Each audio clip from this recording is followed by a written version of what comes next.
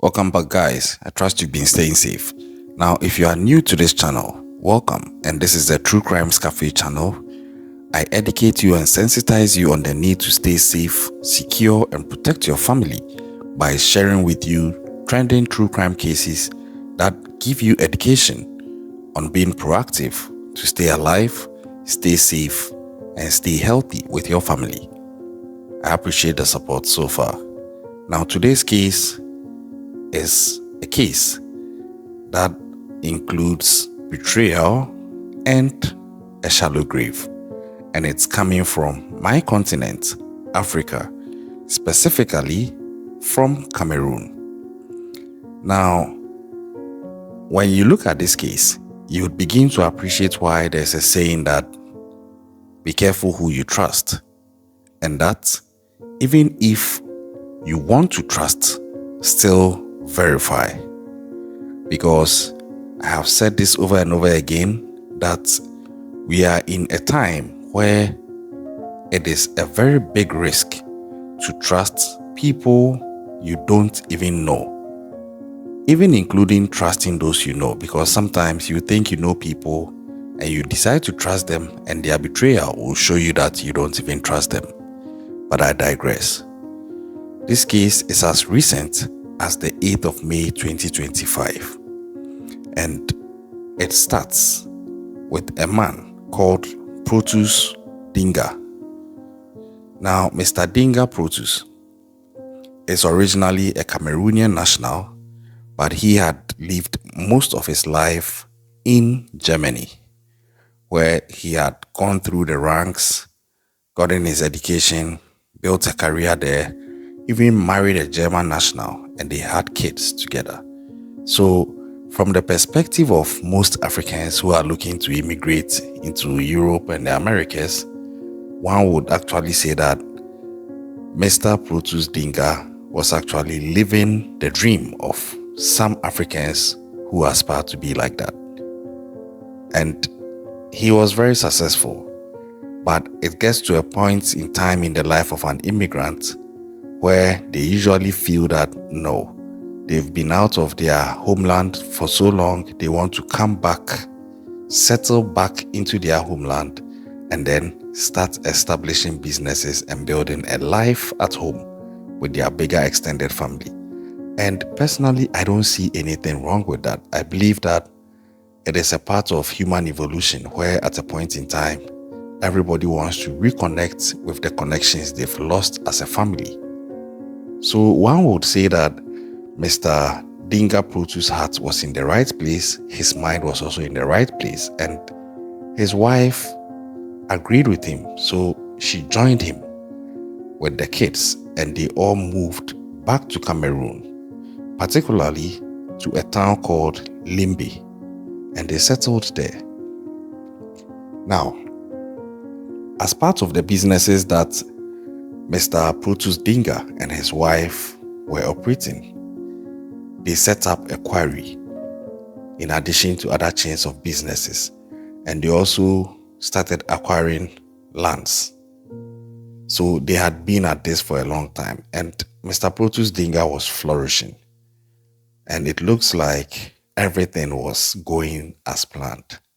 But I've always said that that is when you need to be actually very careful, because when everything is going well, most often than not, that is when something can go wrong. So you don't relax. You stay alert and you try to be extra careful to consolidate your wins and prevent any issues. But one can do so much. One can only do so much because sometimes you can't see certain things coming, because you can't read the minds of people and you can't know the hearts of people. This is because we are currently in an era where most people are learning how to say all the right things and put up all the right behaviors just to set you up and then show you who they are. And that is what was coming to Mr. Protus Dinga. Now, remember I told you that Protus Dinga had immigrated to Germany. So in him deciding to come back to Cameroon to set up and establish himself with his family, he needed a local person resident in Cameroon whom he would keep as the point person to help him navigate when he comes back and also run errands for him. Basically be like his second in command in dealing with the locals and his flourishing businesses. And that is the strategy to go with mostly, because if you don't go with that approach and you come thinking that you yourself can figure everything out, sometimes you'll be taken advantage of because you'll be moving blind. So Mr. Protus Dinga found a guy called George Abel, and he built this connection with George Abel. So George Abel was basically the one doing everything for him. But then, as you are seeing in the video or in the footage at the commencement of this episode, you saw that police officers were interrogating a gentleman and some other guys in a forest. This same George Abel was one of them. And you'll soon find out why the police was interviewing him and interrogating him. So, Protus Dinga and Abel were working hand in hand. Abel knew almost everything about Protus's businesses, to the point that he knew the cash that was coming in and the cash that was going out. They trusted him to the point sometimes they would even send him to go and execute businesses on their behalf. And they treated him very well per the research I did. So you wouldn't see any rift possibly coming between them, because it looked like they had a very excellent working relationship. But guess what? Abel wanted more. He wanted to reap where he had not sown, to the point that a sense of entitlement crept in, and he felt that due to the flourishing nature of Mr. Dinga's business, he owed him some money he needs to pay to him as well. And so Abel hatched a diabolical plan. Investigations revealed that Mr. Dinga had previously acquired a piece of land, and this land seems to be well positioned at a prime location, and there were people who were also trying to buy it from him. But it turns out that Mr. Dinga was not ready to sell, as the location was a prime place. So he wasn't ready to sell, but people were always trying to entice him with better offers than previous to see if they can convince him to sell the land. Abel felt that this was an opportunity for him to cash in. So he hatched a plan. Now, one fine afternoon, Mr. Protus Dinga was with his wife at home when Abel called him and told him that there is a buyer, or let me say a prospective buyer, on the land with him right now who wants to buy the land at a very, very, very huge price. And the amount he mentioned got Mr. Protus Dinga excited. At which point Abel told him that this buyer wants to meet him right now on the land. So Mr. Protus Dinga should come immediately. And when coming, he should come with the documents as well. So Protus Dinga was excited.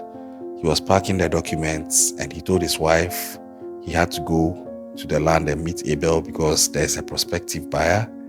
And so he's going to facilitate the business and come back. But you see, the instincts of most women are very sharp and accurate. It's been reported that his wife told him that, why are you taking the documents with you when you haven't even seen this person, nor have you even agreed and completed a purchase with the person? So, Mr. Abel, upon this advice from his wife, left the documents, but then he went to the land. Now, unknown to Mr. Protus Dinga, who was now going to the land without the documents, it was all a ploy by Abel, and he had recruited some guys to dig a shallow grave on the same land that belongs to Mr. Protus Dinga. So, as soon as Mr. Protus Dinga got there, this grave had already been dug, and the guys who dug it had left. So Protus got there, and he saw Abel and engaged him, trying to find out where that prospective buyer was so that they could facilitate the sale, only for him to be surprised from behind by another person who knocked him out, and they just ended him right there. At which point, they went on to put him in that shallow grave and seal it up. That was how the life of Protus Dinga came to an end, at the hands of the man he had trusted, the man he had picked from obscurity, he had picked from poverty and elevated him to be his second in command. Now, when they did this, Abel was hoping the documents were with Protus, but then he later found out after they had ended him that he actually didn't have the documents on him. So it meant that he couldn't get the documents to go and find somebody to sell the land to and get the money. Then he moved to plan B, because in his mind, he still has to get paid. So he decided that, okay, if he couldn't get the documents to try and sell the land and keep the money for himself, then he would rather go and sell Protus Dinga's car, the car with which he came to the land with. So he got into this car and he sped off. Now, crime doesn't pay. It sounds like a cliche when people say this, but it's true. Because when this guy was speeding off, he was panicking due to the fact that he has just taken a life. And in his haste, he had an accident. Now, around the same time, Protus Dinga's wife was now getting concerned because her husband had stayed out too long. She knew the distance from her home to the so-called land and back. And she felt her husband had been out for too long, comparing the distance she knew. And she was trying to reach him on phone and there was no response, which again, she felt was very unusual of her husband because she knows her man. So at this point, she called the police to report that there's something off, and they were also trying to find Mr. Protus Dinga, only to realize that it's not going through. So there was this general alert ongoing. And at the same time, George Abel has an accident with Mr. Protus Dinga's vehicle, and the police come around and they notice that, oh, this is the vehicle of the same man we are looking for. So then they established that connection, and eventually Abel was picked up. And when he was picked up, the police, although they knew he was a person of interest, didn't really anticipate the gruesome finding that was ahead of them.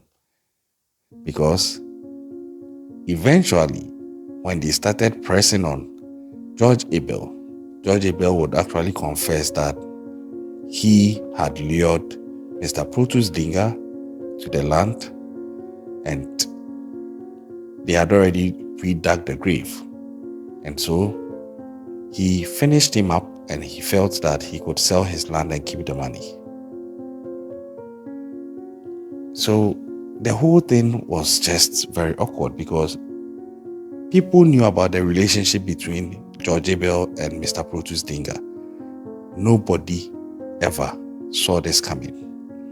And to make it even worse, It is being reported that Mr. George Abel is actually a known member of a Pentecostal church in their neighborhood. And I keep telling people that, hey, even the devil reads the Bible. Don't let anybody use religion to make you lose your guard. Always keep your guard up and be careful. Vet everything, even if the person is holding a cross, because no church member is Jesus. They are all human beings. That's just by the way. But it gets worse, because when he was arrested, he was able to identify all his accomplices, and it's traced back to the people who also dug that shallow grave, and they were all arrested.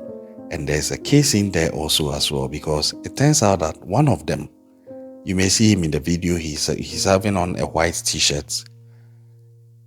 He is allegedly just 17 years old, but he's been arrested as an accessory and accomplice to the whole thing. And he is actually allegedly saying that he didn't even know he was helping to dig a shallow grave. He felt he was digging a hole. That's what they were contracted to do. Because after they dug it, they got paid and they left. They didn't take part in the actual unaliving of Mr. Protus Dinga. So they didn't even know the purpose of the hole they were digging. And it begins to... It gets a bit empathetic here, because in the analysis, you ask yourself, assuming this guy is telling the truth, imagine he's a laborer and someone contracts him to dig a hole in his farm for him, or on a piece of land for him. How is he to know that the hole he's digging is actually going to be used as a shadow grave to cover up the unaliving of somebody?